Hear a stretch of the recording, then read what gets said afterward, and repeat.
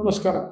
ಬೆಳಗಾವಿಯ ರಾಮಕೃಷ್ಣ ಮಿಷನ್ ಆಶ್ರಮದಲ್ಲಿ ಶ್ರೀರಾಮಕೃಷ್ಣರ ವಿಶ್ವ ಭಾವೈಕ್ಯ ಮಂದಿರದ ವಾರ್ಷಿಕೋತ್ಸವ ಫೆಬ್ರವರಿ 6ರಿಂದ 8ರವರೆಗೆ ಆಯೋಜಿಸಲಾಗಿದೆ. ಫೆಬ್ರವರಿ 6ರಂದು ಯುವಕರಿಗೆ ವ್ಯಕ್ತಿತ್ವ ನಿರ್ಮಾಣ ವಿಷಯದ ಯುವ ಸಮ್ಮೇಳನ ನಡೆಯಲಿದೆ.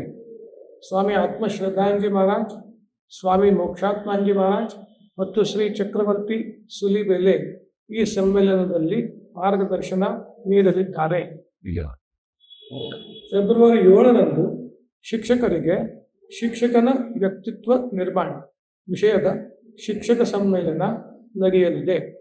ಪೂಜ್ಯ ಸ್ವಾಮಿ ನಿತ್ಯಸ್ಥಾಂಜಿ ಮಹಾರಾಜ್, ಸ್ವಾಮಿ ಆತ್ಮಶ್ರದ್ಧಾಂಜಿ ಮಹಾರಾಜ್ ಮತ್ತು ಶ್ರೀ ಚಕ್ರವರ್ತಿ ಸುಲಿಬೆಲೆ ಈ ಸಮ್ಮೇಳನದಲ್ಲಿ ಮಾರ್ಗದರ್ಶನ ನೀಡಲಿದ್ದಾರೆ.